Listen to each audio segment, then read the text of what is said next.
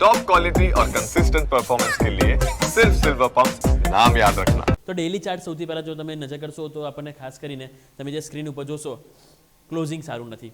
પહેલી તો વસ્તુ તમે જો તો જે શુક્રવારનો જે લો હતો ગેપ ડાઉન તમે ઓપનિંગ થયા, ગેપ ડાઉન ઓપનિંગ બાદ કોન્ફિડન્સ થોડો પણ નથી આવ્યો, બિલકુલ ડે લો ઉપર ક્લોઝિંગ આવી છે. આ જે થોડી નાનકડી ટેલ પણ જોવા મળી રહી છે ને એ બી સેટલમેન્ટની છે, એટલે કે કોન્ફિડન્સ તમે જો ઓલમોસ્ટ શૂટિંગ સ્ટાર કેન્ડલ કહી શકાય.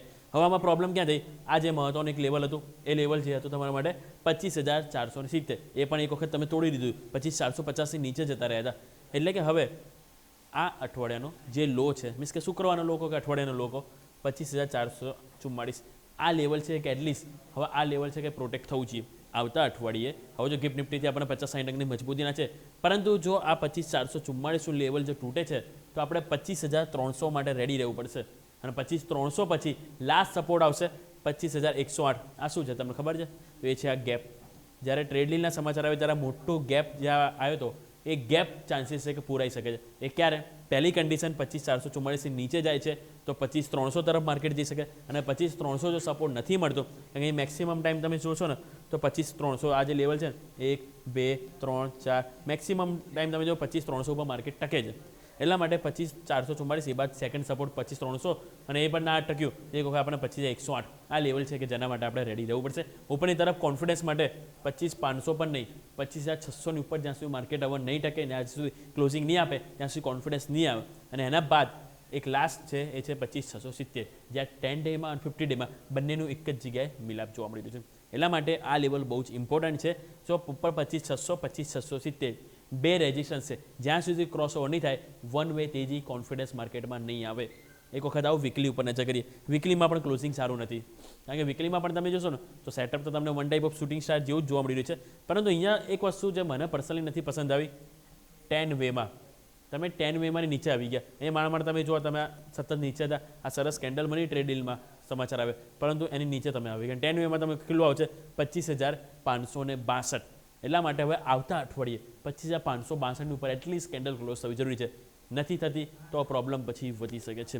આપણે વાત થઈ ગઈ નિફ્ટીની. આવો હવે એક વખત બેંક નિફ્ટી ઉપર નજર કરીએ.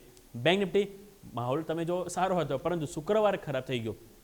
શુક્રવારે અહીંયા ક્લોઝિંગ તમે જોશો તો આપણને 10 ડેમાંની નીચે આવી ગયું. સતત 10 ડેમાંની ઉપર પ્રોટેક્શન હતું, પરંતુ 10 ડેમાં નીચે આવી ગયા. એટલે અહીંયા પણ હવે જે લો હતો તમારો 60,073, એટલા માટે આપણે 60,000 લેવલ લીધું છે.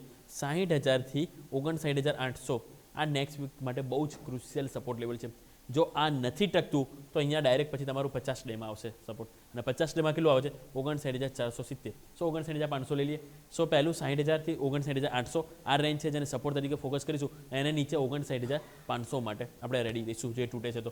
ઉપરની તરફ 60,236 10 ડેમાં જે છે કે જે આપણે ઓલરેડી તોડી ચૂક્યા છો તેની ઉપર પહેલાં કોન્ફિડન્સ આવવું જરૂરી છે, એની ઉપર ક્લોઝિંગ આવવું જરૂરી છે. એ થાય છે તો કોન્ફિડન્સ આવશે, અને એ કોન્ફિડન્સમાં વધારે ક્યારે આવશે આપણને જોશ કે જ્યારે 60,500 આ જે લેવલ છે એ લેવલ છે કે જેની ઉપર ટકવું જરૂરી છે. 60,500 અત્યાર સુધી સ્ટ્રોંગ સપોર્ટ હતો જે આપણે બ્રેક કરી દીધો શુક્રવાર, એટલા માટે 60,500 ઉપર એટલીસ્ટ માર્કેટે ટકવું જરૂરી છે, એની ઉપર ક્લોઝિંગ આપવું જરૂરી છે. અધરવાઇઝ સેલ ઓન રાઇસ માર્કેટમાં સ્ટ્રક્ચર રહેશે. એક વખત આવું ક્વિકલી આપણે અહીંયાથી વીકલી ચાર્ટ પર નજર કરીએ.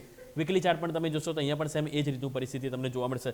ખાસ કરીને તમે જો તો અહીંયા પણ આપણને સેમ શૂટિંગ સ્ટાર છે. અને અહીંયા એક વસ્તુ શું છે ખબર પ્રોબ્લેમ, એ તમને હાઇલાઇટ કરો જે મોસ્ટલી લોકો અહીંયા હાઇલાઇટ નહીં કર્યું હોય.